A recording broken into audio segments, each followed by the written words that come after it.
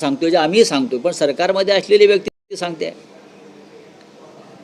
एक व्यक्ती कसा भ्रष्टाचार चालू आहे या दोन महानगरपालिकांमध्ये आणि सरकारमध्ये. एक मंत्री उघडपणे बोलतोय, बेधडकपणे बोलतोय, बेपर्वा होऊन बोलतोय.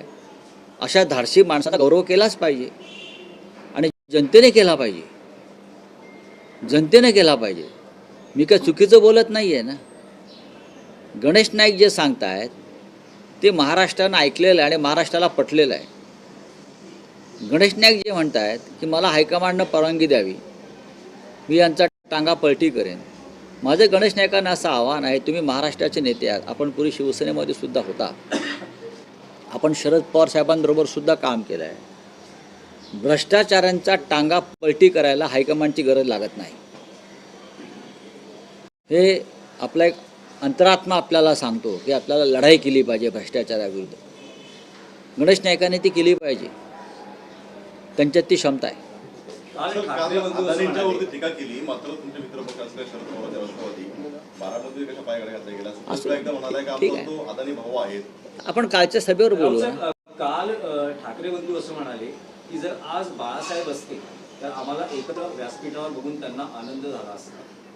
फडणवीस असं म्हणत आहे जर दोन ठाकरे बंधूंना जर मी एकत्र आणलं असेल तर बाळासाहेबांचे आशीर्वाद मला मिळेल. बघा, फडणवीसांनी स्वतःविषयी फार गैरसमज करून घेऊ नयेत. ही महाराष्ट्राची गरज होती, मराठी माणसाची गरज होती, इच्छा होती, त्यातून हे घडलं आहे. देवेंद्र फडणवीसांनी त्यांच्या मंत्रिमंडळामध्ये एकोपा आणावा आधी. जसं मग असे मी नायकांचं बोललो, इतर काही गोष्टी आहेत. आमची चिंता अजिबात करू नये ठाकरेंची. ठाकरे समर्थ आहेत. ठाकरेंनी कायम महाराष्ट्राला एक संदेश दिला मराठी माणसाला, भिवू नका, आम्ही तुमच्या पाठीशी आहोत. म्हणून काल इतका जनसागर उसळला. ती भाड्याची माणसं नव्हती आणि आम्हाला मतं विकत घ्यावी लागणार नाहीत. भाजपचा आजचा भाव आहे, ठरलेला आहे सेंट्रल ऑफिसचा महाराष्ट्रातल्या. जर शिंद्याने 10,000 रुपयाला मतं विकत घ्यायचा प्रयत्न केला तर तुम्ही 25,000चा भाव लावा. आणि अनेक ठिकाणी ही पाकिटं जायला लागलेली आहेत आणि अनेक ठिकाणी लोकांनी हे पैसे फेकलेले आहेत.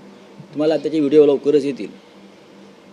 काल दोन्ही पक्षांतर्फे काल टीका केली अजित पवारांवर. ते म्हणाले की अजित पवार ज्या घोषणा केल्या आहेत ते कोणीही काय करू शकतं. जर अजित पवार पुण्यात मेट्रो प्रवास मोफत करत असेल, महिलांना मी एअर ज्या सेवा आहेत त्या मोफत करेन, कोणी कशाही.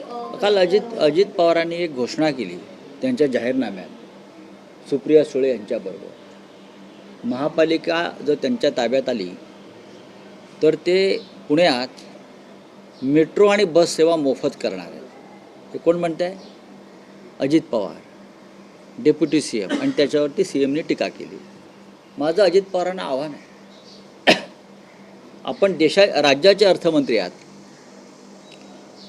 फक्त पुण्यातच मोफत कशाला बस सेवा आणि मेट्रो? मुंबईतही करा, ठाण्यात करा आणि त्या महापालिकांना तेवढा निधी द्या. त्या संदर्भात पुण्यामध्ये तुम्ही जर मोफत करणार असाल तर या महाराष्ट्रातल्या प्रत्येक शहरातल्या नागरिकांना तो अधिकार आहे बस सेवा मोफत घेण्याचा किंवा मेट्रो मोफत करण्याचा. फक्त पुण्यावर नको. माझं मुख्यमंत्र्यांना आव्हान आहे, अजित पवार थापा मारत असतील तर त्या थापेबाजीला आळा घाला. अजित पवार खोटे बोलत असतील, अजित पवार भारतीय जनता पक्षावर टीका करतायत तरी ते मंत्रिमंडळात आहेत. हा काय ठरवून चाललेली कुस्ती आहे का? कळेल आम्हाला नंतर. पण मोफत बस सेवा आणि मेट्रो सेवा जर पुण्यात करणार असाल तर मग मुंबईच्या जनतेचा अधिकार सुद्धा तो आहे मागण्याचा. मुंबई महानगरपालिकेचा, ठाणे महानगरपालिकेचा, कल्याण डोंबिवलीचा, सगळ्यांना द्या तुम्ही, अख्ख्या महाराष्ट्राला द्या.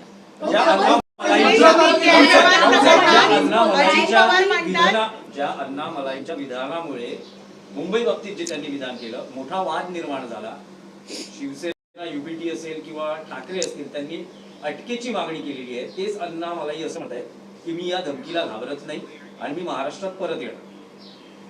हो, मग स्वतःला शिवसेना म्हणून घेणारा एकनाथ शिंदेचं याच्यावरती काय म्हणणं आहे?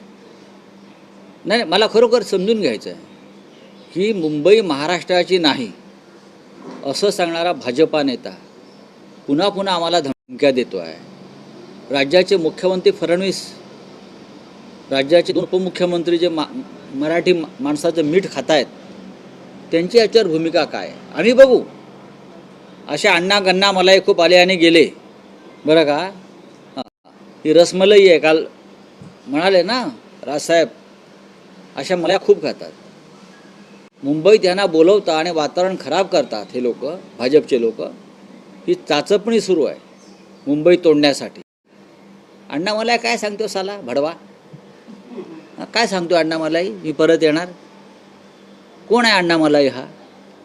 याची अवकात काय अण्णा मलाईची? कोण आहे हा की आम्हाला धमक्या देतो मराठी माणसाला? हा, त्याला त्याच्या राज्यात कोणी विचारत नाही. त्याच्या राज्यात हे भाजपने आमच्यावर फेकलेले मुंगळे आणि डेंगळे आहेत.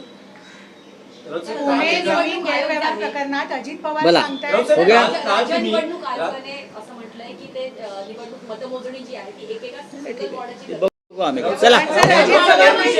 संदर्भात सर लाडके निवडणूक काळात